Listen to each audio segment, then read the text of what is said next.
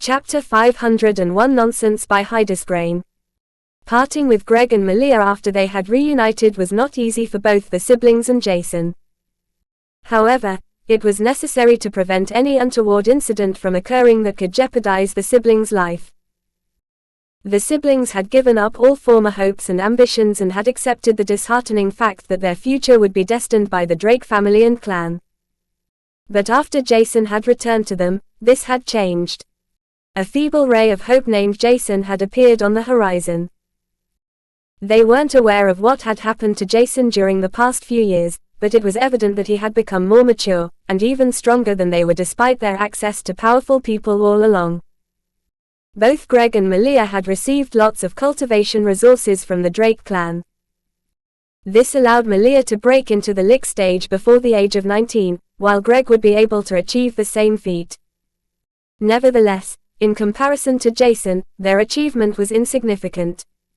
When they had sensed that their friend had liquefied more than 40 drops of mana, they had been hardly able to contain their excitement or surprise. It was great to hear how fast he was becoming stronger, and the ray of hope within him began to glimmer brightly. Jason noticed this only before he had been told to leave the fortress, as he transmitted an encouraging thought to them.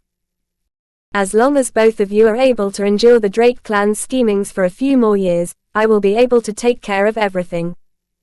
You guys can do it, and don't let me come back to retrieve 2 corpses. Neither I nor your parents would want that. All of us will be able to meet up together in the future without anyone oppressing us. After that, he carefully picked up Anna, who was sleeping next to him, with Artemis in her arms. Artemis may have liked Anna, but she was sometimes a nuisance to the little owl. Stepping out of the office, he threw one last glance at his friends and smiled ruefully before he left the fortress. Paul, the instructor, bid him farewell after telling him that the mana stones for the neutral body refinement manual would be fairly distributed amongst his cousins. Jason just nodded his head before he walked further away. He didn't stop and could only feel helpless as Artemis, who had perched herself on his shoulder, issued a faint noise. Caressing her with his free hand, Jason could only sigh. We have a lot to do if we don't want to disappoint the Fleurs, don't we? Once they left the city from the opposite side they had entered, Solaris black flames covered his face for a moment before his facial features had reverted to his original appearance. The camouflage makeup was slowly wearing off, but Jason was not bothered about it anymore. Artemis entered his mana core and her wings manifested on Jason's back. Holding Anna in his arms, he flew back to the place the Arior and Elva race were supposed to stay. It had taken him a total of 3 weeks to return to the place where the big gathering of the Argos Alliance had taken place. Jason hadn't been in a hurry, and instead of flying straight ahead, he decided to make stopovers and visited a few cities of the different kingdoms to help him evaluate the situation all around Canir. Rumors spread like wildfire, and Jason was glad that he hadn't heard anything about a civil war, or even worse, other big clans or ancient sects conquering the big clans and kingdoms that had been hit the worst. He had assumed that the situation would be much worse and was happy to have been proven wrong. Fortunately, both the Arior and Elva race were still around and had yet to leave. They had helped everywhere possible, and their presence had prevented other big clans from attacking each other. It was not known whether some would have attacked others, but Jason assumed that nobody was even thinking about conquering each other. Otherwise, a single individual of the Elva race would have taken matters into his own hands. They had announced that nobody was to attack each other for now, or they would attack and crush the offending force. The announcement had been made nonchalantly, but everyone knew that the Elva race was every bit serious about it. Now that he had returned to the Ario and Elva race, he wanted to attend the meeting they had with more than 3 dozen highly influential families, ancient sects, and big clans. Every big family head was allowed to join them because the gathering's goal was to figure out a good solution to take care of mankind, and participation was not only restricted to a few big clans. During the Greater Argos War, surviving had been the most important, but now, building a big, connected unit where everyone gelled together was supposed to be the main objective. Other big clans were not of the same opinion because they wanted to stay independent, thus they recommended doing something else. Even after weeks had passed, they hadn't arrived at a common consensus, and the most efficient one they had been able to come up with was to create a loose alliance with everyone willing to extend the olive branch. It was nothing but a simple treaty that was supposed to prevent war from breaking out while establishing a trading relationship. If everyone was dependent on the resources provided by another big clan, it would possibly prevent big conflicts from breaking out. Unfortunately, every big clan was able to take care of themselves, and the goods they required were only the rarest that everyone demanded. Now, as Jason entered the big hall with a baby girl in his arms, he met some curious gazes. However, almost nobody recalled him as the individual who had manifested the replica of the gates of hell, or the one who had reaped a couple of 100,000 lives with a single massive crescent sword beam. He had restricted his aura and his stigma looked like a simple tattoo, after all, making him look exceptionally ordinary. Only a few were astonished about him appearing at the gathering, thinking that he would vanish for some time to prevent the Drake clan from hunting him. The Myaldra and Bahrain race had received the intel that the Elva race had only appeared because of a descendant of a high-ranked race. In the end, the events that had occurred around and because of Jason made it obvious that he was the said descendant, which was relayed to the Drake clan. As such, he was wanted by one clan, while others were likely to fear him and his capabilities. Only Fasro and Lucen, who were also present, knew who, or rather what kind of existence the baby in his arms was. Others only saw a little girl without anything impressive about her. After the leaders of the respective clans and sects had spared him a short glance, they'd returned to their debate, seemingly unaffected by his presence.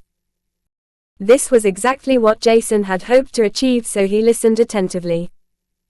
Not long after, he heard something interesting, yet extremely annoying, and was somewhat stupefied. The citizens are tense because of what happened during the last few years. We are evidently too weak to fight against other races without a numerical advantage or other means to strengthen ourselves.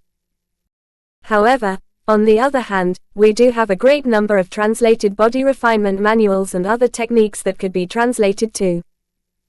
How about we duplicate them, hand them out, and demonstrate to the tense citizens how strong our new generation can become? We have many young prodigies below the age of 50. How about we set up a large-scale tournament for the following years, which we stream throughout Kanir? While others were mulling over this proposal, Jason could only look at the gathered humans in astonishment. His eyes were squinted, and his gold and silverish eyes were almost not visible as he wondered what was going on with the old powerhouses, and if they had some loose screws. What kind of bullshit is that now? Chapter 502 What Do You Want? By Hydesgrain. While looking at the people around him in an exasperated manner, Jason noticed that the majority of them were seriously pondering about the idea presented by the middle-aged man he had never seen before. It would definitely be an entertaining and reassuring factor for the citizens to watch a tournament and see how much stronger one can become by using the techniques from foreign races, but aren't they missing the important part? Niall, this is not a bad plan, but it would be better if we were to do something like this further in the future. Right now, we have to pay attention to other things such as rebuilding the archipelago, our cities, and nursing the injured back to health while nurturing the weak. There are millions that have been disabled, deprived of their home, and relatives. Some have even lost everything they had. When Jason heard this, he nodded his head, and without waiting for someone else to add something, he supplied. The little girl in my arms is a good example for this state. Her parents were killed due to the aftermath of the flood caused by the overlord Mosasaurs in the Hina capital. She is an orphan, and I decided to take care of her for some time. Hearing that you guys want to invest in your new generation so that they can improve their strength and learn the technique from the foreign races faster is almost an insult to me and everyone who gave up something in order to help others. Don't get me wrong, a tournament is a good plan to calm down the citizens, but that is only a temporary solution and not something we should dedicate our time and energy to. The most important are humans and finding ways to protect them. Does anyone here think that I am wrong? Jason was annoyed at some big clan heads who were selfishly trying to avoid taking responsibility for their citizens.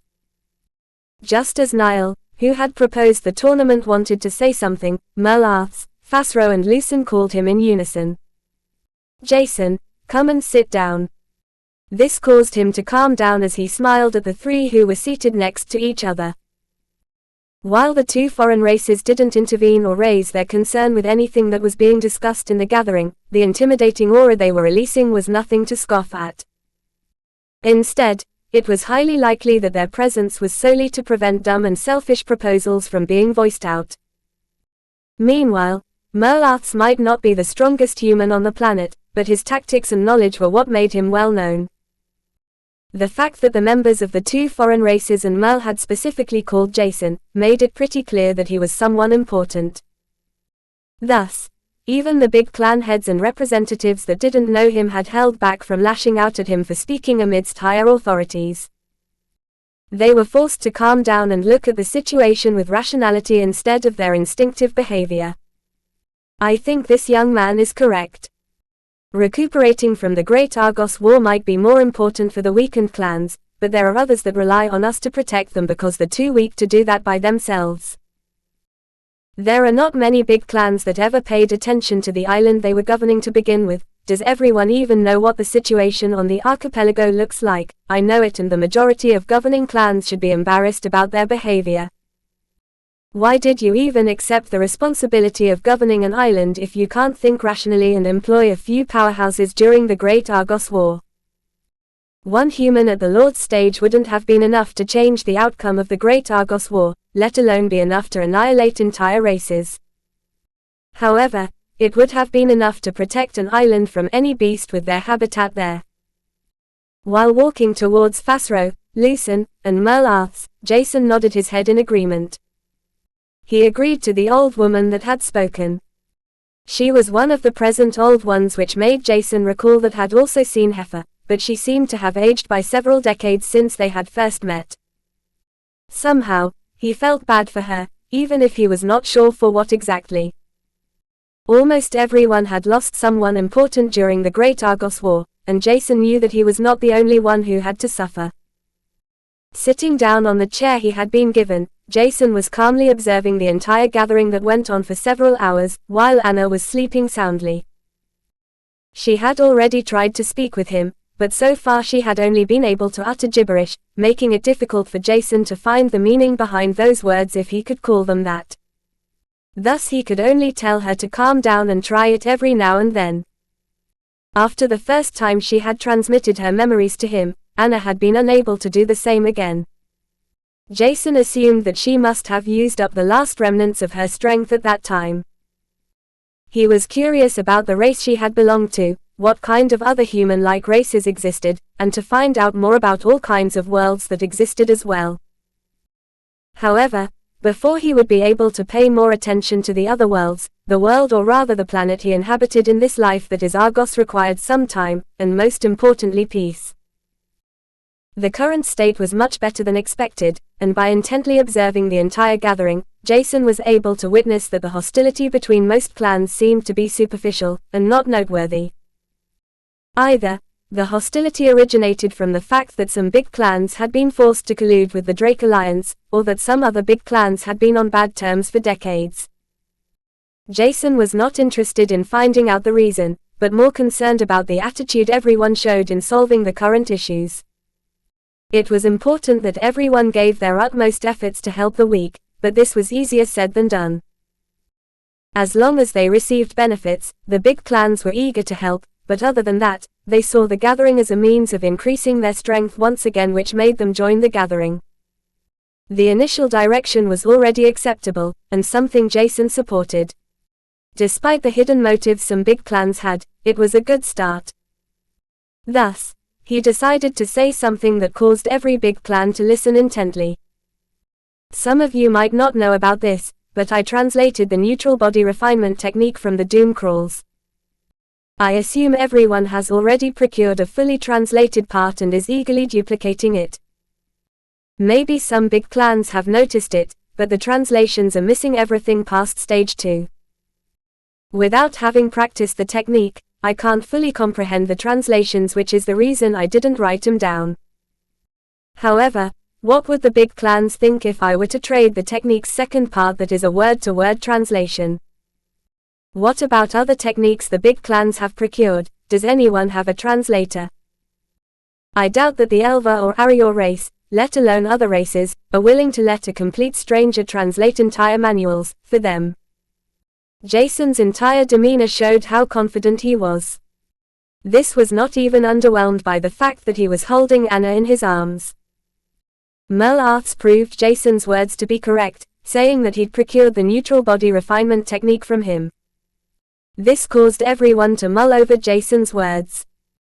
Jason had a reason to reveal his ability as someone who was able to translate the foreign race's texts into the human language, and now everyone was fully aware of this. As such, several possible reasons were being constructed in everyone's mind, before one of the middle-aged men Jason was not acquainted with asked him. If we were to ask for a fully translated version of the manuals we have procured, what would we have to do in exchange? What is it that you want? Chapter 503 Clue 2. By Hydesgrain. Jason had just said the first thing that came to his mind, without thinking further ahead. There was not really something he needed right now. He had enough mana stones, the amount of nutrition serums he had obtained from the foreign race's spatial rings was not few either, and his equipment was perfectly fine. While translating the foreign race's cultivation, body refinement, and martial art techniques, I can simply create a copy for myself or imprint everything in my mind. The floating sky technique should already be the best movement technique anyone could have here, and I doubt that there is a better fire body refinement technique for now. Jason only required 3 things. A proper cultivation technique for the future, and a strong martial art technique with which he could execute his entire strength. The devious swordmaster technique he had practiced for some time might be strong, but it held him back. At least, that was how he felt. Other than that, the most important thing he required was time. It might sound simple, but the thing he really needed to become stronger was something he didn't have time. There was no way for him to liquefy thousands of mana drops in a matter of weeks. That was simply not how it worked. At least not in the environment he lived in. Argos was just unsuitable for such a feat.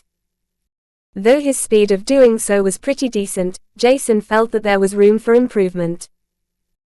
He was sure that he could accelerate the pace at which he liquefied his mana, but the scarcity of mana coupled with the fact that it was not even pure prevented him from achieving this. For now, Jason had no other option but to stay on Argos, and without being able to enter a different world that had a higher quantity and quality of mana, Jason was not sure how long it would take for him to reach a threshold of accelerating his pace. As such, Jason pondered for a moment on how to articulate his requirements and club them together in one simple condition for translating the big clan's manuals. To put it simply, I can translate every manual completely. However, instead of handing out everything at once, I will hand over the first pages of the manual I translate. In exchange for more pages, I want the big clans to support the citizens, help in the rehabilitation of the archipelago without waging another war or conquering other lands. It might sound ridiculous to some of you, but mankind needs every bit of help they can get right now. If I can motivate all of you to work hard towards a common goal in exchange for the translated version of the foreign races manuals, that should be perfectly fine with everyone. Upon hearing him, Nathan Silver, the patriarch of the Heaven's Eyes sect, got up from his seat and asked. That means in exchange for maintaining peace, you will hand out a few translated pages of the technique we want, correct? That will probably be done once every few months until every big clan has regained some of their former strength to harbor peaceful relations with each other without you forcefully attempting to do the same. Once that is done, the entire translated versions will be revealed to the big clans that gave you the manuals of the foreign races, am I right? Jason stared into Nathan Silver's silver eyes before he released faint traces of mana into his own, golden silverish eyes that had begun to glow faintly. Correct, he stated matter-of-factly as he released his mana eyes abyssal effect. He was not sure what was going on, but Nathan's aura felt similar to that of a ferocious beast that was about to pounce at him and rip him apart. Thus, he had activated his Mana Eyes abyssal effect. However, only a moment later, Nathan's silver eyes were enveloped in a faint purple hue as he activated his psychokinesis affinity.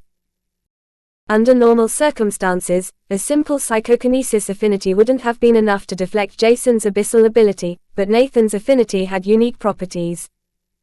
This allowed him to erect a wall around his mind that safeguarded him from external factors affecting his mind. Jason assumed it to be similar to his Mana Eyes' natural passive ability, which caused him to nod his head faintly as a means to apologize. But, just as he was about to sit down, he heard Nathan asking, "Is your family name Stella?" It was as if Nathan was astonished, and almost utterly dumbfounded by the assumption he had in mind. When Jason heard this question, he stiffened before he looked up again as he answered in a straightforward manner. "Yes. And I guess my mother had once belonged to your sect, is that correct?" Since the day he had heard about the Heaven's Eyes sect, Jason had assumed that his mother had once been a part of the sect. Seeing Nathan's reaction to Jason's words made it apparent that something Jason didn't know had happened in the past. Though he had assumed Jason to reaffirm his doubt, he was astonished nonetheless. The Patriarch of the Heaven's Eyes sect was able to regain his composure only a few seconds later as he cleared his throat before stating, "If we're talking about the same person, yes. But Mina and her parents left us several decades ago." Jason's expression didn't change a tiny bit, but his soul bonds and even Anna, who was quietly lying inside his arm, were able to feel the emotions churning within him. "They left the sect. But why are you so nervous then?" Owing to his Mana Eyes, he could clearly see how flustered Nathan Silver was. Despite Nathan restricting his mana fluctuations, Jason perceived how unstable they were. This was one sign of being extremely nervous about something. If someone were to simply leave a sect, one wouldn't be flustered, but sad, or maybe even relieved. There might have been a reason for his mother and grandparents to leave, but the Patriarch of the Heaven's Eyes sect behaved oddly. Jason's calm demeanor surprised Nathan a lot, but instead of causing a ruckus and questioning him about what he knew, or trying to explain everything by cooking up a lie, he resumed his seat. Jason did the same, but instead of bothering to think about Nathan and his behavior, he was curious to know more about his grandparents as he had heard something about them for the first time. Are they still alive? He wondered before his eyes locked with Nathan Silver's once again. Smiling lightly as if nothing had happened, Jason made up his mind. Several hours passed before everyone agreed to the proposal Jason had put forth. They created a loose alliance with every big clan and sect in attendance while keeping the doors open for others to join. Teaming up with others meant that everyone would be forced to help others to a certain degree while establishing trading agreements to become more resourceful. Every big clan could live independently, but the resources some had to use in order to grow plants or raise cattle were higher in mountainous areas, which also held deposits of more ores and other resources. As such, one could save on lots of expenses, which were previously ignored. Fortunately, even the otherwise hostile big clans decided to join the loose alliance to reap the benefits. After that, everyone handed over the manuals they wanted to have translated by Jason. Jason saw reluctance and doubt in their eyes, which showed that they knew that it was possible for the young man to betray all of them. However, the faintly released aura enveloping Jason made this reluctance vanish into thin air. Once he got his hands on every manual, Jason decided to translate them completely before handing out the first few pages during the next few days. At the same time, his mind was lingering on the fact that Nathan Silver had known his mother and grandparents. Even if something is suspicious, it looks like I need to have a good talk with the Heaven's Eyes Patriarch. It's the first time I've heard something about my grandparents after all. Chapter 504 Emperor Eyes by Hydesgrain. 4 days had passed since Jason had attended the gathering that resulted in the Loose Alliance. This might have been partially due to his proposal of translating the foreign races' manuals the big clans had collected after the Great Argos War had ended, but that was not important. There were multiple other, stronger techniques most big clans had already translated to some extent. Nevertheless, Jason's offer had been just too good to ignore. Thinking that their technique was the best, everyone agreed to let Jason translate it. During the last 4 days, he hadn't slept much, and it was fortunate that Artemis was able to look after Anna to some extent. Playing around and feeding her was possible for Artemis, only changing her diapers was something Jason had to do. Anna was trying to speak proper words and sentences every day, but she was only a year old. Thus it would take some time before her vocal cords would be properly developed, allowing her to speak smoothly. As long as there was nothing extremely important she wished to communicate, she would remain silent. It was not like Anna had any other choice either way. From the looks of it, Anna was playful at some times and serious at others. Thus, Jason had problems figuring out what was going on with the little baby girl. Treating her like a normal baby was not possible for him, but neither was acting like she was a fully grown adult. Sometimes he thought that forcing the big clans into a loose alliance was easier than trying to foster Anna, which was ridiculous in his opinion. However, now that he had finished the last translation of the 36 manuals he had received, everything would be fine.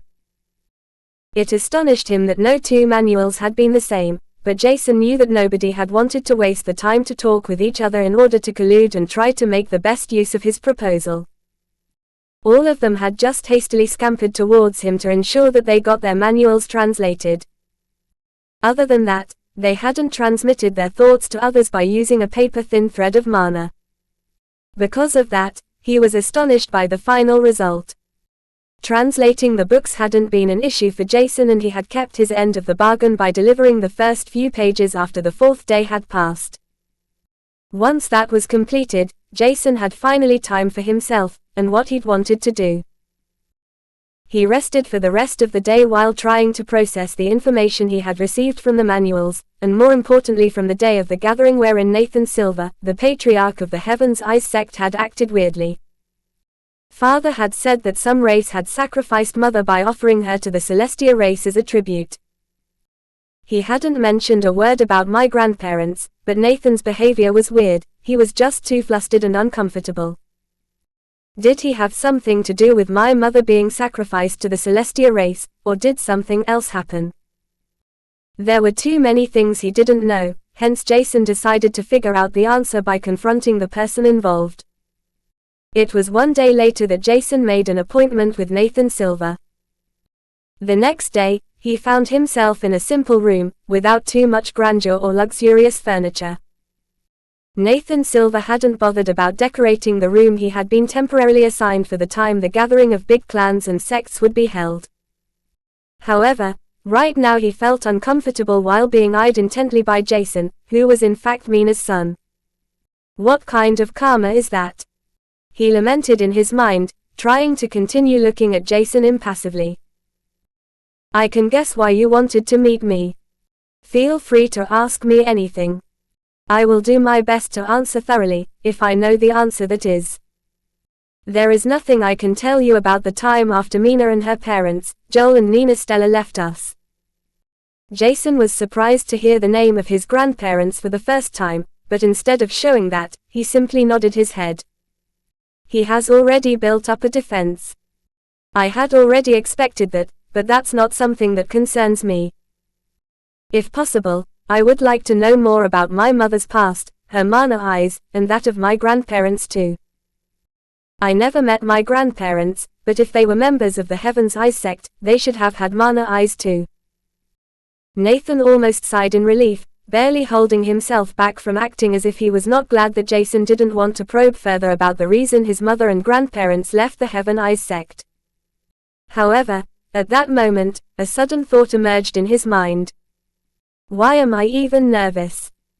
It's not like Jason can do anything to me, even if he were to find out the truth.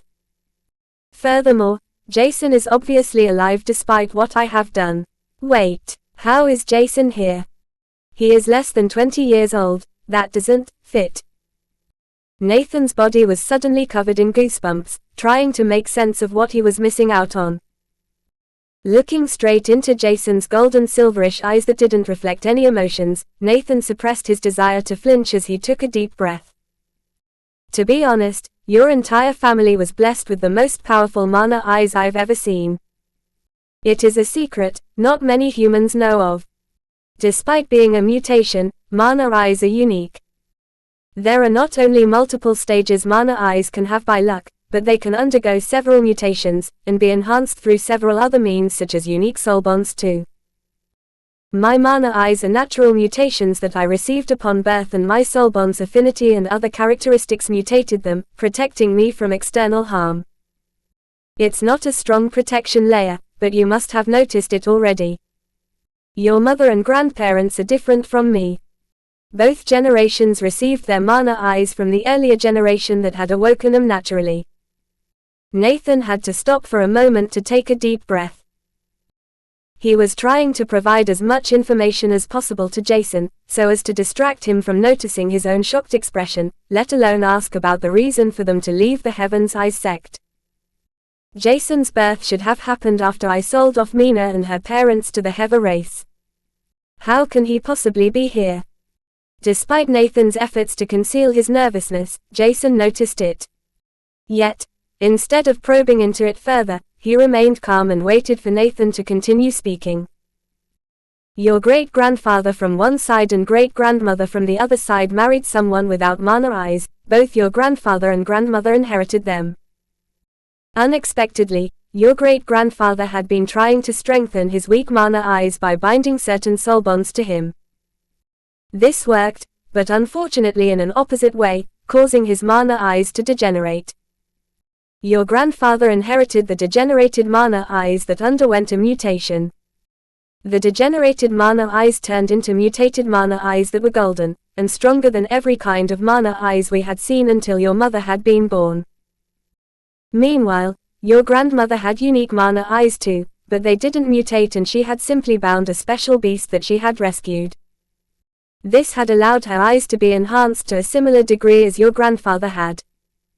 Everyone was jealous of them. Yet, when your mother was born, we weren't even able to measure what kind of stage her mana eyes had reached.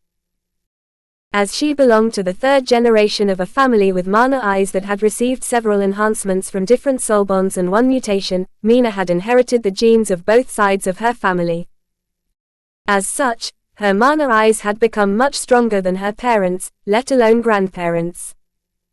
In the end, we couldn't call them mana eyes anymore because it was not as simple as that. Thus, your mother had called them Emperor Eyes, and it looks like you've received them too. Chapter 505 I Found Him by Hydesgrain.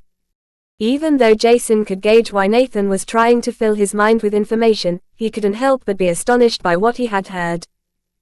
I'm the fourth generation that inherited mana eyes. Both sides of my family were blessed with mana eyes since my great-grandfather and great-grandmother. Jason was aware that traits were likely to be inherited, but this was not for every trait. Mana eyes were rare to inherit, yet his grandmother, grandfather, and mother not only had mana eyes but their eyes had been mutated and enhanced at that. Not only Jason but his entire family had been an anomaly which shocked Jason greatly. His interest was piqued upon hearing about Emperor Eyes. In the end, this could even be the explanation why the Celestia race was jealous of his mother's eyes. He was not sure about it, but the Celestia race seemed to be a race that had superior characteristics in every aspect. Despite that, their eyes were probably similar to superior mana eyes or something even higher than that, yet, at a lower league than the Emperor Eyes Nathan was talking about.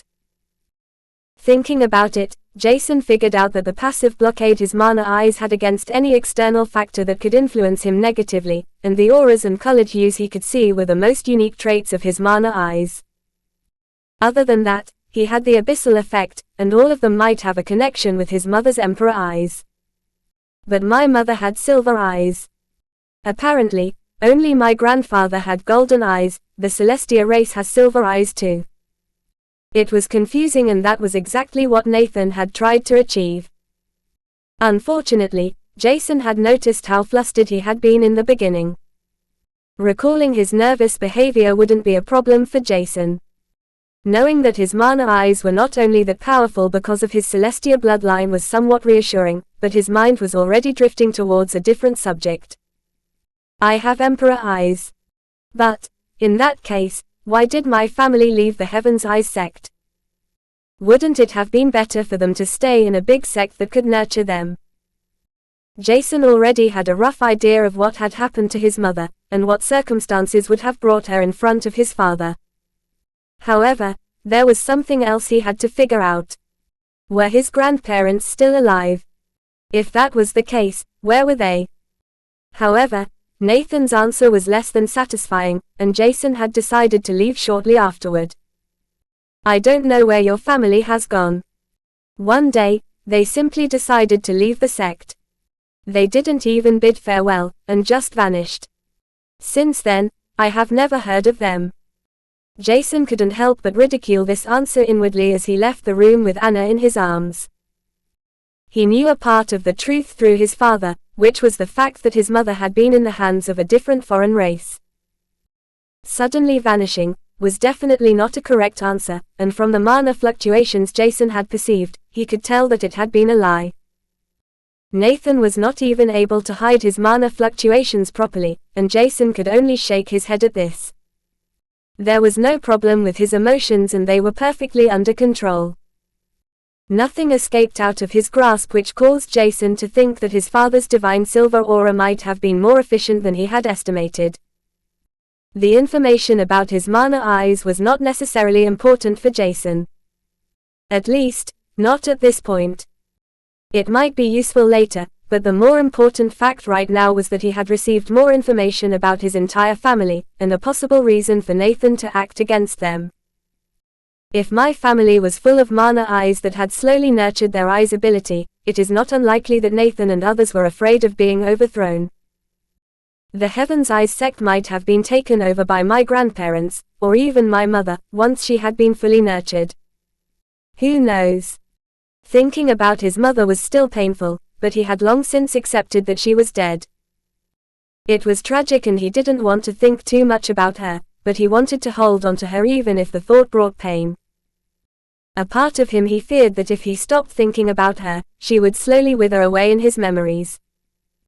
Jason had already forgotten her face and her voice, he didn't want to forget the rest of her too. The pain of her loss was what had kept him alive, telling him to strive for more and to live without regrets. At that moment, he walked past a young man with blood-red hair and crimson-colored eyes. Currents of a bloody aura leaked from his body, and his lips were curled upwards in a smirk. He had a few hundred liquefied drops of mana inside his mana core, and blood affinity transmuted mana was swirling through his body. Additionally, the young man had a huge amount of blood mist inside his body, strengthening him further. However, what caused Jason to flinch when the young man had brushed past him was that it looked like he had seen the young man before. Not during the Great Argos War, but much earlier than that. Before the Minotaur accident in Giro City, on Asterix. Owing to his memory, and the fact that the young man looked unique, Jason had been able to recall him. Didn't he have only 50 drops of liquefied mana at that time? He is progressing so fast. Jason was astonished about the young man's cultivation speed that was much faster than anyone else he had seen. At the same time, he understood that this was probably because of the blood sect's unique way to cultivate. They could drain mana and blood from their opponents after all. Jason assumed that the blood sect had colluded with the Viradi race that was similar to the vampires in fairy tales. Nevertheless, something about the young man was urging Jason to interrogate, torture, and beat him up. His entire being was heating up when he noticed something about the blood mist inside the young man's body.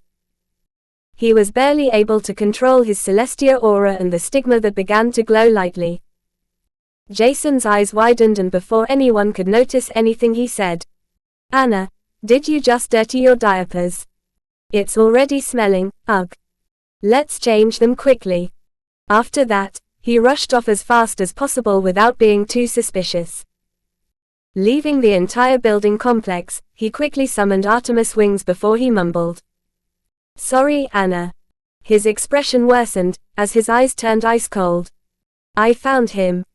The blood mist was a unique characteristic only the blood sect seemed to have. However, What they didn't seem to be aware of was the fact that remnants of their victim's mana fluctuations lingered within it. Because of that, Jason could not only see how much blood essence of humans and beasts the young man had absorbed, but also determine whether someone he knew had been killed by the young man or not. In the beginning, he hadn't focused on the young man's blood mist, but his gut feeling had drawn his attention to it. Within only a few seconds, one particular remnant of mana fluctuations from someone he had loved, but lost more than 10 years ago was inside the youth's body. He killed my mother. Chapter 506 You Reap What You Sow by Hydesgrain. Jason had shot up to a higher altitude, far away from the building complex at which the gathering had been held. Millions of thoughts were raking his mind, but Jason's mood had plummeted. He felt sad, hurtful, and murderously angry. I can't kill him with all kinds of big clan heads around, can I? Jason had already imprinted the young man's mana fluctuations inside his mind. Never would he ever forget them in his entire life. It was possible for him to ignore the young man for now and return to him later, but was that really what he wanted? Taking a deep breath, he tried to calm his jittery nerves. He was seething in a mad rage, and the only thought in his mind right now was to end the young man's life. But he knew now was not the time to do so. He would have to be patient. He had to control his emotions. Releasing his pent-up frustration was not wrong, but maintaining control over himself was important. He promised himself that he would have his revenge one day when the time was right. Anna was patting his arm, trying to calm Jason. In the beginning, she didn't bother much about the young man, but he had helped her without demanding anything in return. It might have been embarrassing for her, but she knew that the current situation on Argos was dangerous. Nobody had the time and energy to foster a baby. She was only a year old and unable to take care of herself, despite her soul being mature and older than anyone on Argos was. Jason had explained almost everything about Argos to her, right from its past, its heritage, to the advantageous traits they had. A human's soul world was the most important aspect of a human's strength. It was even more important than one's mana aptitude, and Anna knew that nobody would have thought her to be unique, and labeled her as a normal baby, if not for Jason. Thus, they had built some sort of bond with each other. While Anna was patting his arm, Jason's mind was trying to come up with possible solutions, to think of a plan on what to do. The young man has killed more than 10,000 humans, who know how many he will continue to kill, and what about the other members of the blood sect? They should have murdered hundreds, thousands, if not millions of people together. Since his master's death, Jason's mindset had been following a different path than before. He cared more about other humans, especially those that were weaker. Instead of rushing everything, Jason wanted to pay attention to the needs of others.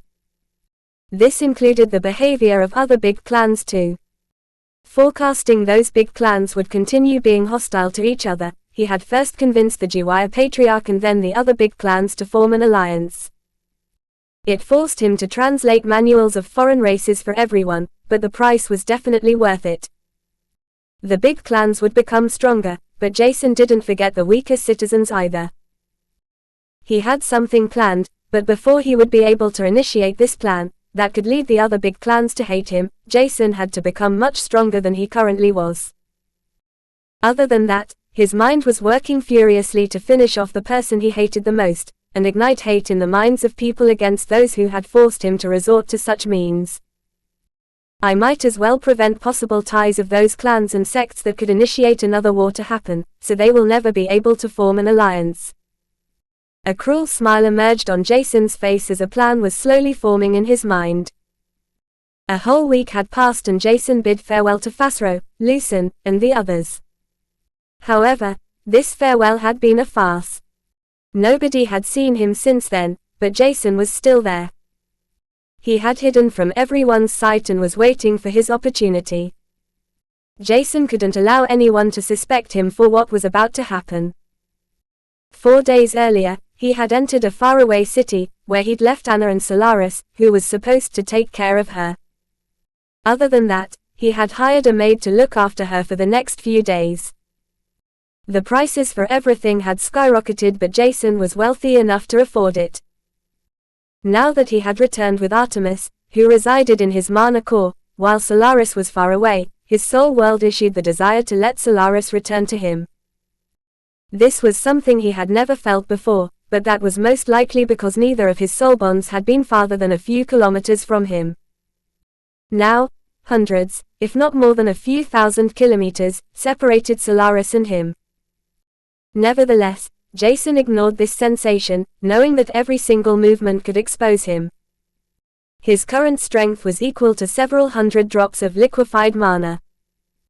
He was unable to control his trembling hand while concealing everything that would give him away: his mana fluctuations, mana core, his Celestia aura and the stigma. Nobody was aware that he was there, and it was already past midnight when Jason decided to put his plan to action. He was holding the daggers he had found inside the Bahrain assassin's spatial ring. There was a reason he had chosen them, which was the ice element runes inscribed on them. With them, Artemis' ice affinity could be further enhanced, and his entire plan was based on that foundation. To a passerby, the mana fluctuations belonging to the young red-haired man would appear to be stable, and it would look like he was cultivating inside his room.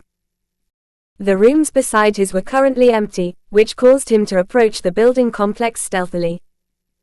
His steps were silent, and his appearance was well hidden by the darkness.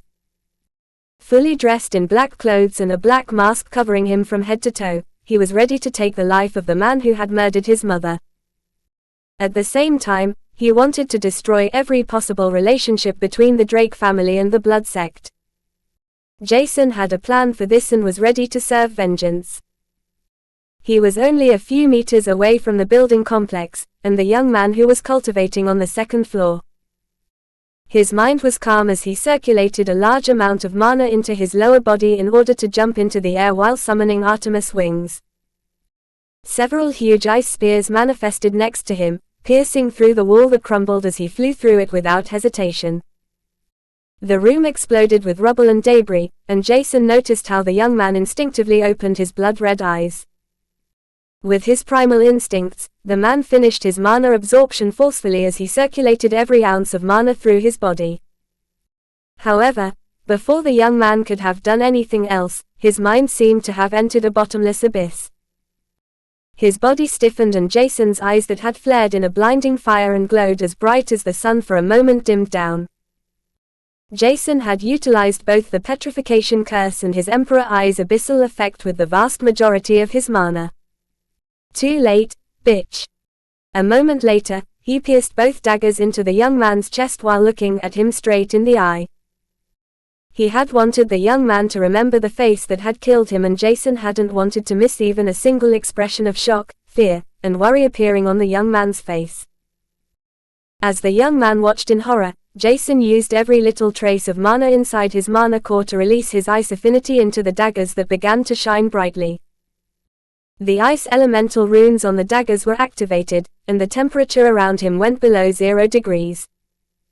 Within an instant, the entire room had become freezing cold, while the young man had been turned into a sculpture of ice. His mana fluctuations were weak, but still present. He is still alive. Jason was astonished about this, but instead of thinking any further, he twisted the sky blue daggers inside the young man's chest, sending them all the way inside his body, before brutally tearing them out. Blood poured out of the young man's body in rivulets, whose body spasmed and twitched before he collapsed to the ground.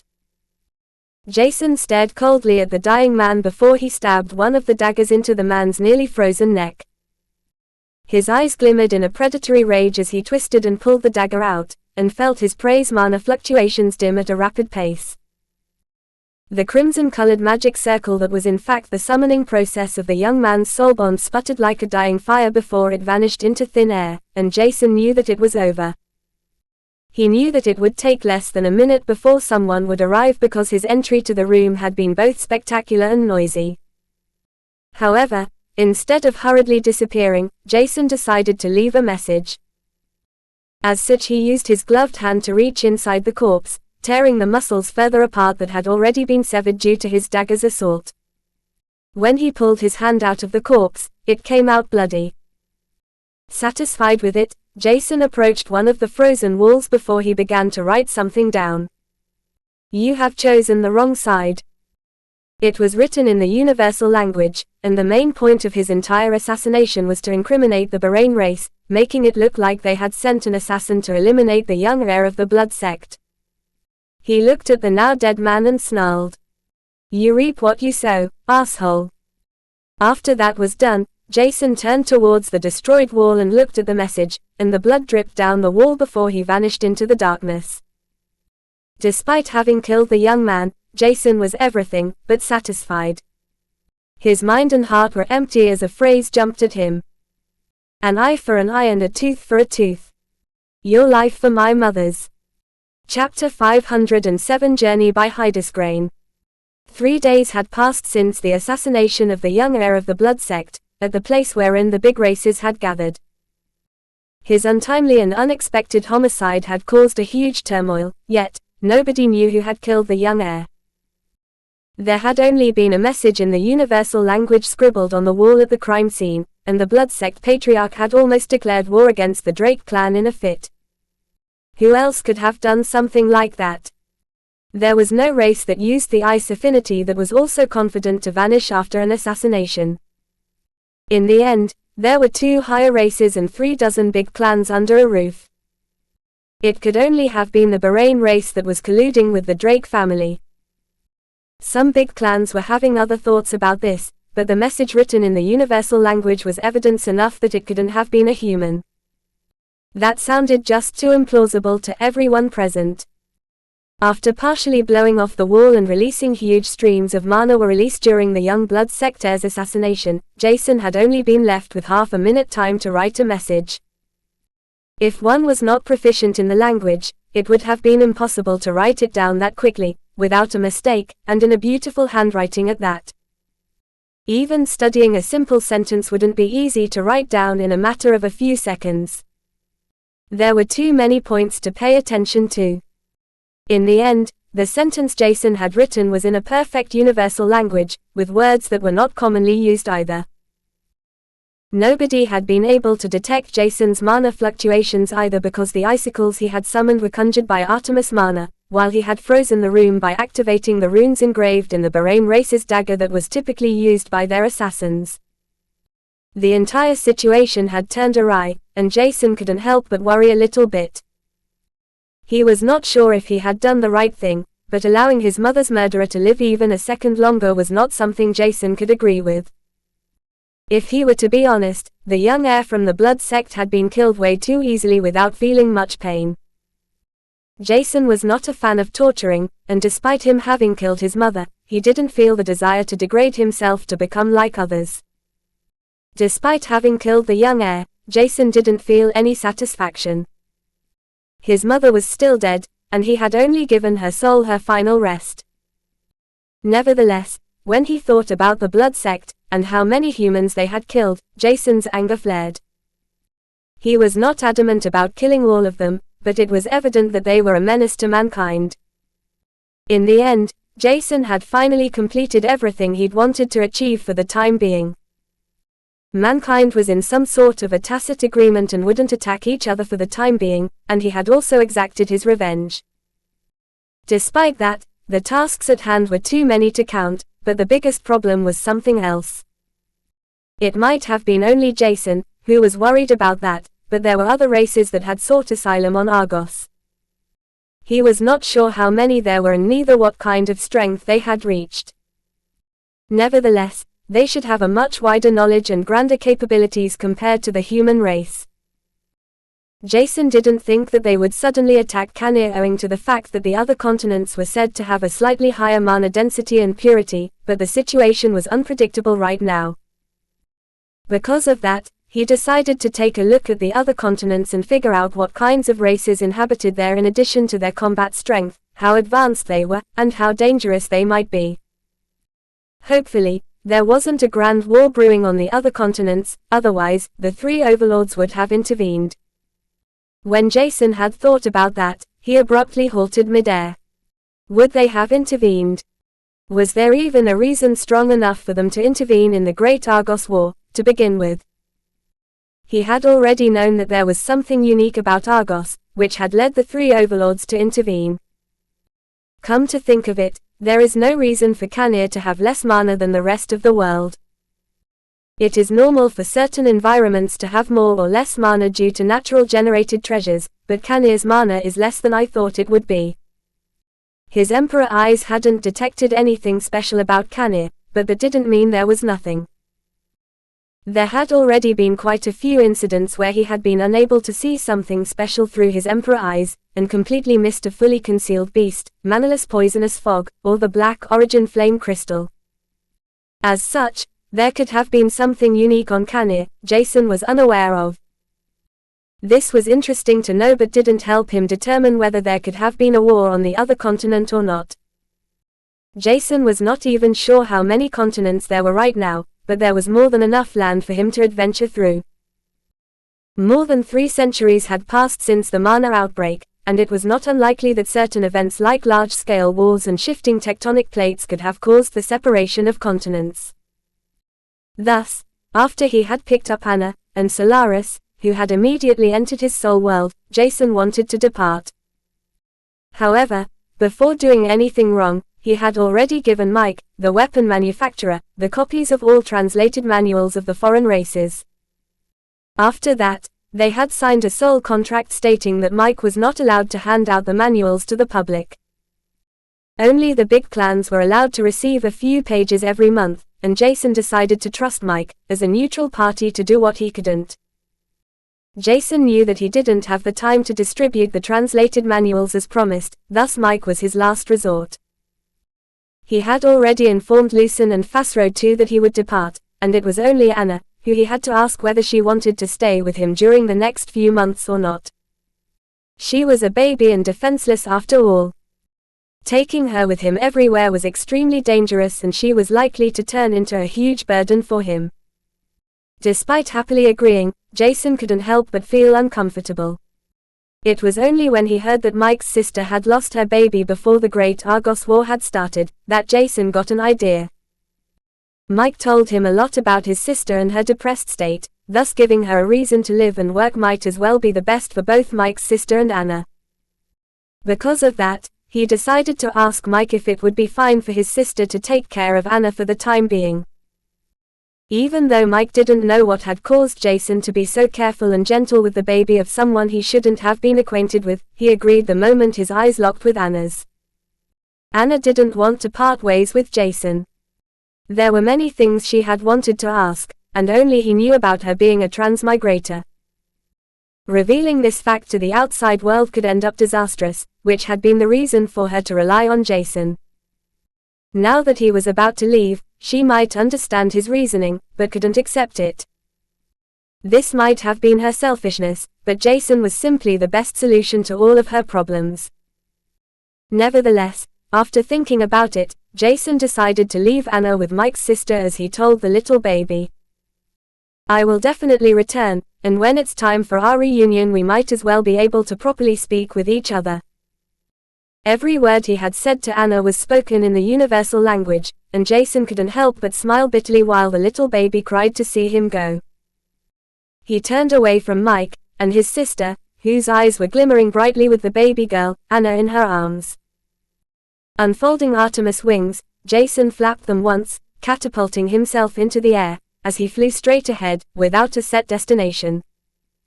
Despite being unsure of where to land, Jason couldn't help but feel excited. Something new was about to be revealed in front of him after all. During the last few years, he had used almost every single second of his life to become stronger and achieve things nobody thought to be possible, and now that he had some time for himself, Jason couldn't help but smile in relief. Jason might have had an important task to fulfill, but was it really as important or urgent as he had said? In the end, he could have asked the Arior or Elva race to make a quick trip to the other continents and take a look at the immigrant races, their strength, and how threatening their existence could turn to mankind. However, instead of doing that, now he decided to have some time for himself that was free of mankind's greed and stupidity. Chapter 508 Paths of Cultivation by Hydesgrain. Several months later. Inside a gigantic city constructed by the federation of a couple of migrated, almost annihilated races, one could see a young man with broad shoulders, black hair that had silver strands, and golden silverish eyes. His aura was unrestrained while the stigma above his right eye that looked like a reversed wing was glowing faintly. Dense currents of mana were passively attracted to the young man. It was Jason who walked nonchalantly through the crowded streets of Janor, the biggest city of the continent they had named Manla. This was not the name mankind had given to the continent in the past, but that was what it was now, the past. Jason had no qualms adjusting himself because he was already accustomed to change. Right from the cultivation system to figure out that there was more than one energy with which one could cultivate, everything existed and he had adapted to all the changes pretty well. Accepting that he was not a pure human had been the most difficult for him, but other than that, nothing seemed to be a problem. Not even the fact that his grandparents might still be alive, just somewhere else and not on Argos. Jason had even accepted the fact that Petri's evolution that had been completed months earlier had changed everything about him. This had been literal, and Jason was glad that the soul connection with Petri was still strong, if not stronger than it had ever been. It was difficult to believe what had happened, but not only had Petri shed his skin, which was nothing unique, but at the same time, he had expelled his mana core. Unbeknownst to everyone, Petri had turned into a beast that was unable to absorb mana anymore. His physical strength had increased tremendously, and the shared strength Jason had received almost broke his vessel apart. He had been able to barely bear it owing to the Celestia bloodline that had strengthened his physical attributes by several notches. Digesting that Petri had become unable to absorb mana was something Jason couldn't comprehend. It was only when he recalled the memories Anna had transmitted to him, that he remembered that cultivating with mana was only one of 3 possible main paths to cultivate. Accepting this was difficult, but Petri had never been a beast that had relied on mana, to begin with. His forte had always been physical strength and the 2 curses he harbored. However, now that everything had changed about Petri, right from his length that had increased to more than 50 meters, to his pupils that had turned entirely golden, up to the pitch-black scales with golden veins spreading through them, Jason couldn't help but feel overwhelmed. On one hand, it might not be bad that Petri was unable to cultivate in the path of mana anymore, but on the other hand, Jason had to figure out a proper way to increase his soulbond's strength. This was not necessarily the case for now because Jason could barely bear with a physical increment comparable to 1,500 drops of liquefied mana, but it was important for later. Despite his body almost breaking apart when Petri had finished his evolution, Jason couldn't help but feel that his soul bonds were striving to become stronger. His youngest soul bond had become the strongest after evolving, but Jason had no idea what kind of race it had turned into. From legends, he had heard that calling it a basilisk would be the easiest answer, which was exactly what Jason decided to call Petri's race. It might have been wrong, but there was nobody who corrected him either way. Rejecting mana as his path to cultivate, Petri had turned into a beast that cultivated on the path of strength, prior. The path of mystic energy, Marist, was the one everyone called the path of mana, and Jason could only know these things because of the memories Anna had transmitted to him. It was still confusing, and he decided to simply take the different energies as a means to determine what path one had chosen. As such, the path of strength was called the path of primordial energy by Jason. This was the path Petri had taken, to reinforce his life force and every cell in his body. Jason was not sure what exactly primordial energy was, but he decided to not worry about it for now. Argos didn't have a different energy than mana either way. It had been an interesting experience to travel through Manla for several months, and Jason had already spent a few weeks inside Janor, which was called the most populated city on all continents. At least, that was what he'd heard by eavesdropping on the conversation of others. Despite being able to socialize quickly, Jason's aura and stigma caused others to revere him. However, he didn't want to restrict his aura and stigma because it was comfortable to be himself. Furthermore, he could passively absorb mana too. His thoughts had been lingering on the other path of cultivation, but the only one he had yet to encounter was the path of wisdom. Known as spiral, it was the path where one absorbed spiritual force to refine one's mind and create a vessel that could be used to store the energy and enhance it. While Petri had changed substantially, Jason didn't pay as much attention to absorbing and liquefying mana as he should have. However, by freely releasing his aura and stigma that accelerated his passive mana absorption by a large margin, the number of highly compressed liquefied drops had increased to 134. He would have reached double the number by focusing on cultivating, but Artemis had been devouring his mana stones at such a rapid pace that Jason had been unable to cultivate actively either way. The surrounding mana was denser on Manla than it was on Kanir, but the passive mana gathering with his aura and stigma were already exceeding the naturally generated mana. As such, he would have to use mana stones to increase his pace, which was not possible as Artemis had devoured everything, only to demand more. In the end, she hadn't cared about holding back anymore, and almost imploded by eating too many mana stones. The number of liquefied mana drops in her core had increased to a shocking amount of 600, but it had taken a toll on her body that was now utterly exhausted. Liquefying 100 drops of mana every month had been too taxing, and being tired and fatigued was already a light punishment Artemis' body had given her. This prevented her from moving around, but it was better than being seriously injured. Now that half a year had passed since he had left Kanir, he had found his inner peace after working relentlessly for 4 years. Even if he hadn't done much during the last 6 months, his strength had increased substantially, which was owing to his soul world's high amplification of 40%, and his soulbond's sincere efforts in becoming stronger. However, now it was time for him to start acting. He had observed more than enough to determine what was going on and which race he had to pay attention to. From the looks of it, only Petri had become a being that cultivated using the path of primordial energy, and every migrating race had been a race that absorbed and cultivated with mana. As such, they could progress without any issues, which was interesting to know as he had expected to see races with all kinds of cultivation paths. However, when he had begun approaching the other races that were extremely friendly to him, he figured out that the cultivation paths were determined by one's cultivation veins.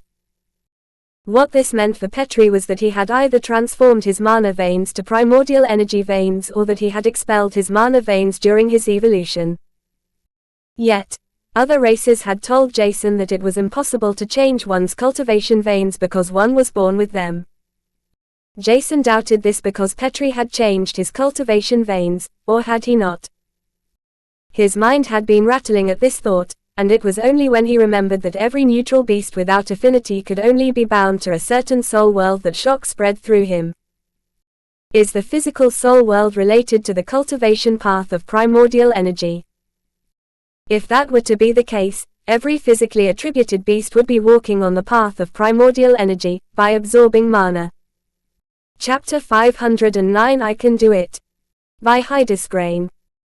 Cultivating life force and strengthening one's cells with mana as a substitute for primordial energy, Jason felt overwhelmed with the information he had yet to process, and his mind had begun churning theories he couldn't comprehend right now.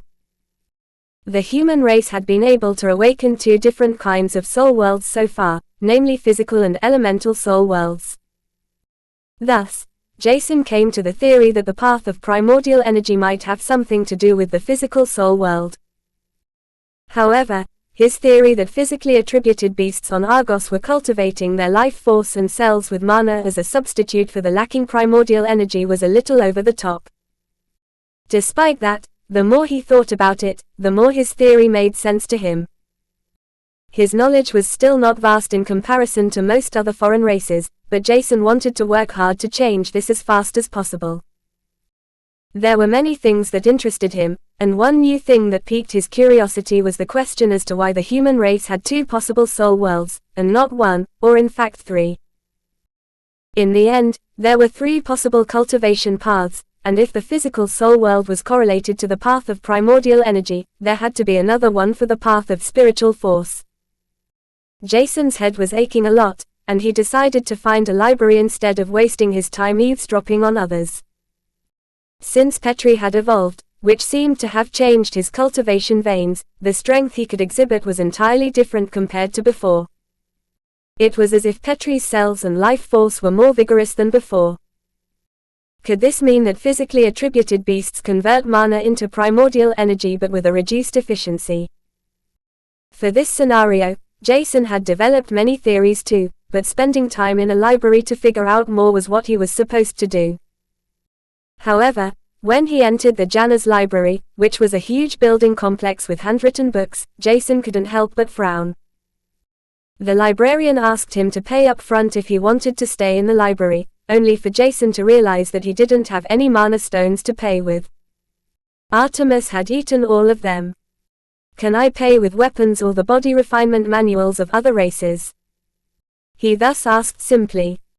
The librarian from the Ran race, that was in fact a human-like race with pitch-black arms that had golden vein-like strands spreading through them, looked at him almost disgusted as he scowled. I don't care what race you are, but don't be under the impression that you will receive a special service. Entering the library once will cost you 10 Prisma mana stones, or 1 Prisma prior stone. We don't accept spirit stones, so don't even try. Jason could only stare at the librarian, who was a head taller than he was, in astonishment as he mumbled. Prior stone, is that a stone filled with primordial energy? And spirit stones should be filled with spiritual force. I see. Interesting. His eyes were gleaming in interest, and Jason simply ignored the librarian's rude behavior as he turned around to rush off. There was no need to offend anyone by throwing a tantrum. Instead, Jason thought that the librarian was indiscriminately rude or rather direct to everyone he met. As such, he was able to remain calm as excitement spread through his entire body. Jason's knowledge about the 3 existing main paths of cultivation might be shallow, or almost non-existent, but his desire to quench his thirst for knowledge was almost impossible once it had been awoken. He wanted to find out everything, and the gigantic library was his way to do so. Spending time reading books might be uninteresting for others, but this was Jason's forte. Reading for days, weeks, or even months was no problem for him, as long as the knowledge he would receive was interesting and could be properly used. In the end, no information could be labeled as entirely useless, and Jason never knew when something deemed worthless might save his neck in a sticky situation. Thus, he rushed towards a weapon workshop, trying to sell some weapons he had gathered from burglars that had tried to overwhelm him, thinking that he belonged to a grand race and wanted to gain experience by entering the planet Argos, which was said to be at the infant phase. Other than that, he had many more weapons, which he had received in return to his contribution during the Great Argos War. As such, selling them for mana or prior stones at the Prisma stage wouldn't be much of a problem. Jason was not really interested in the mana stones, because he wouldn't be able to cultivate with them for the time being. Meanwhile, Artemis was not able to touch a single mana stone for the time being owing to her earlier greed that had caused her to be extremely exhausted. Only Petri could advance if he had the required energy to cultivate. Thus, after selling a huge bulk of weapons at the Lick stage and some that were at the Prisma stage, he was able to retrieve several dozen Prisma stage prior stones. They were 10 times more expensive than mana stones due to the scarcity of world bridges connecting to planes that had reserves of prior stones and naturally generated primordial energy. When Jason received the stones from a bulky bipedal blacksmith that looked like a crimson-colored boar, he could immediately tell the vast difference between the mana stones and prior stones.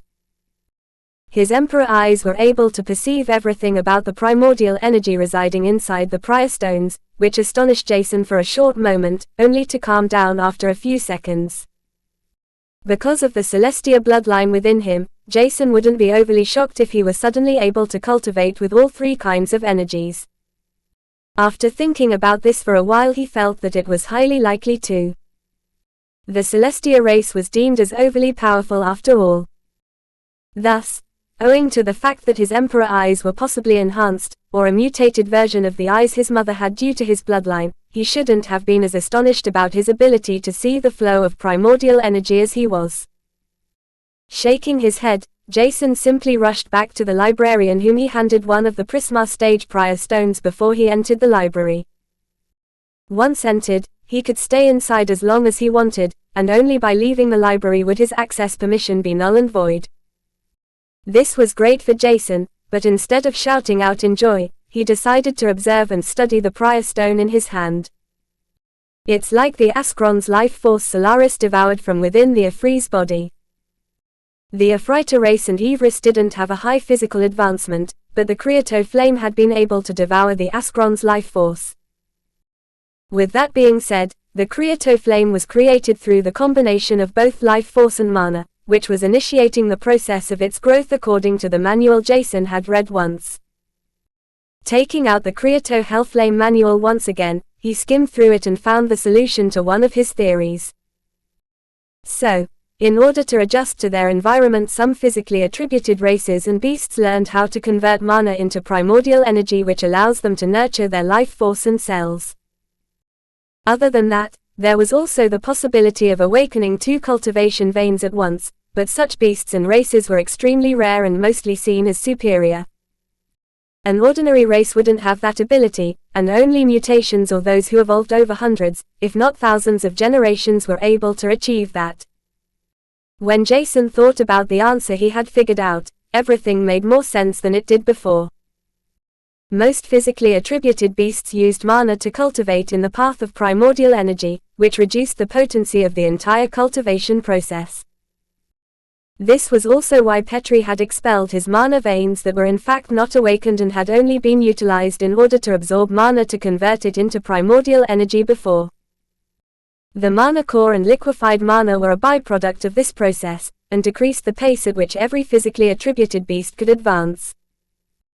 It was possible for them to utilize mana, but the use of it was minuscule in comparison to cultivating with primordial energy that nurtured their life force and every single cell in their body. After Jason tried to make sense of everything, he tried to control the primordial energy and absorb it, but realized that his body was heating up at a rapid pace.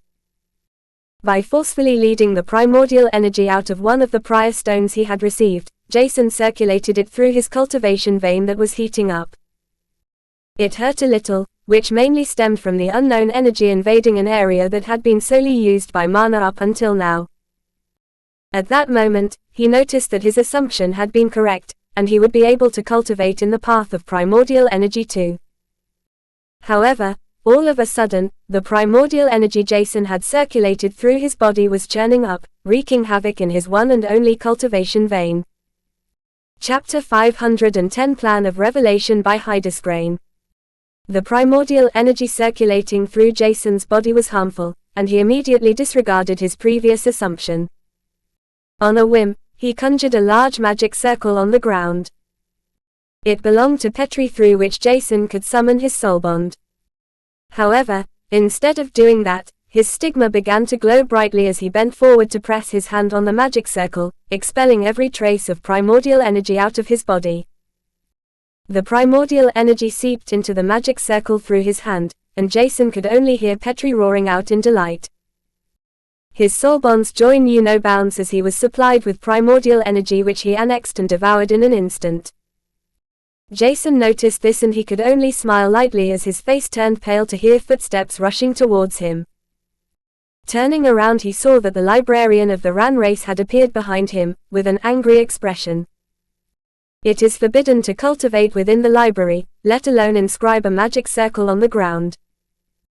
However, only a moment later, when Jason straightened before terminating the magic circle, the librarian noticed something odd and he couldn't help but squint his eyes. You tried to absorb primordial energy and it backlashed. Don't overestimate yourself. There are only a few races that are capable of cultivating with multiple energies. Just focus on absorbing and liquefying mana, outside the library. Jason could only nod his head meekly before he searched for a place to sit down. Why can't I cultivate with primordial energy? In the beginning, it looked fine, but after a few moments, it was as if my veins noticed that the primordial energy was not mana. This was one of the questions he wanted to find an answer to. As such, he started to search for suitable books to read through.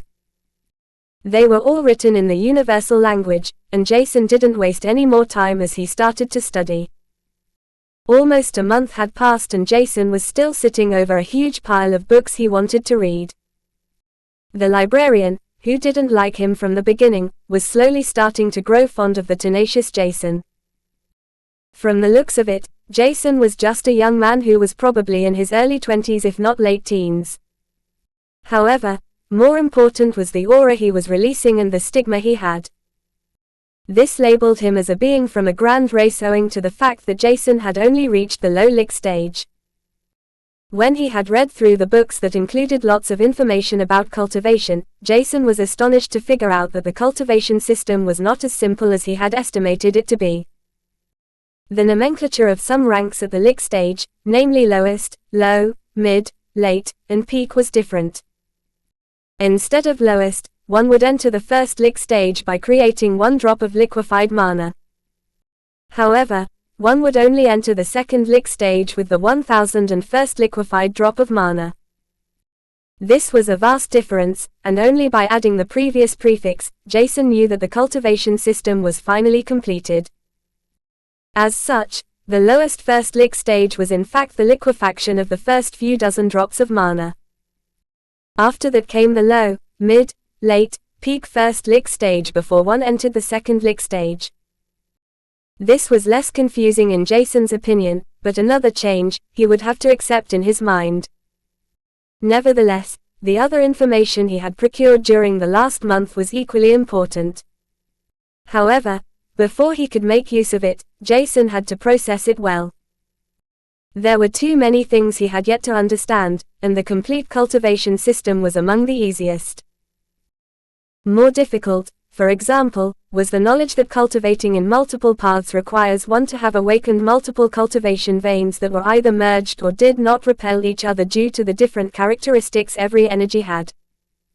This was said to be possible with a suitable cultivation technique, but Jason was not sure about that. He simply assumed that the one cultivation vein he had was still sealed as his Celestia bloodline was. His strength was still too weak to unseal more of his bloodline after all.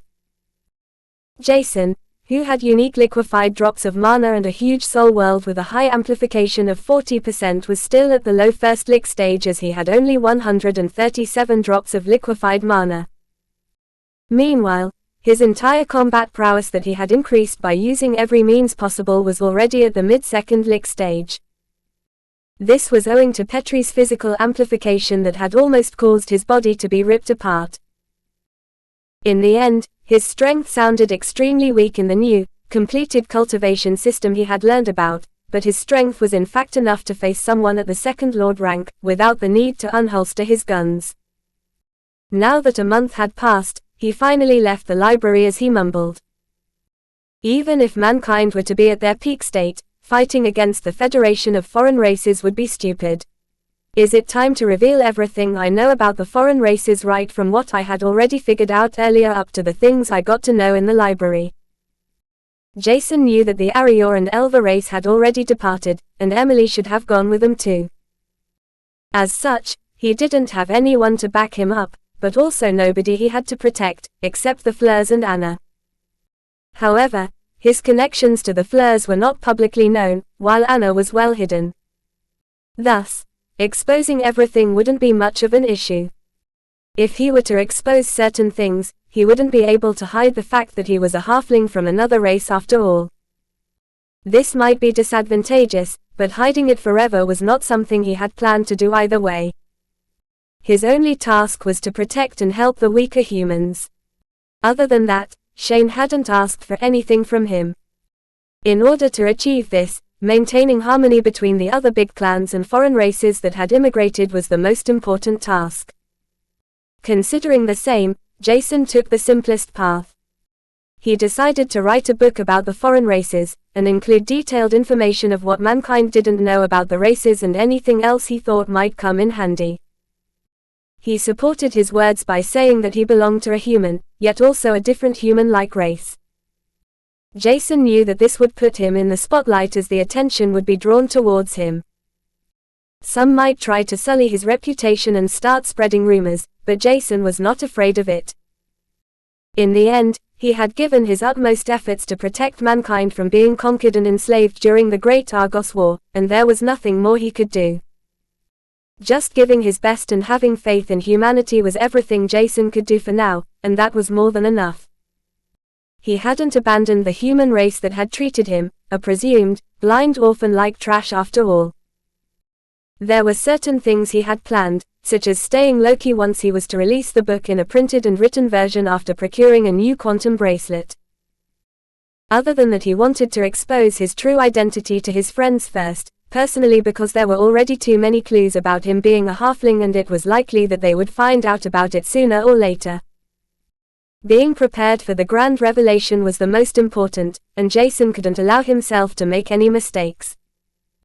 It had been peaceful on Canir for 7 months thanks to his hard work to motivate the big clans and sects to work together against each other, and Jason didn't want this effort to be for naught. He was still not confident to face the big clan heads or anyone at the Prisma stage, but he was on a time crunch and didn't have a few years' time to confront mankind with the bitter truth of their insignificance. Divulging all his well-kept secrets might as well help him establish a firm connection between the big clans, sects, and more importantly, mankind as a whole.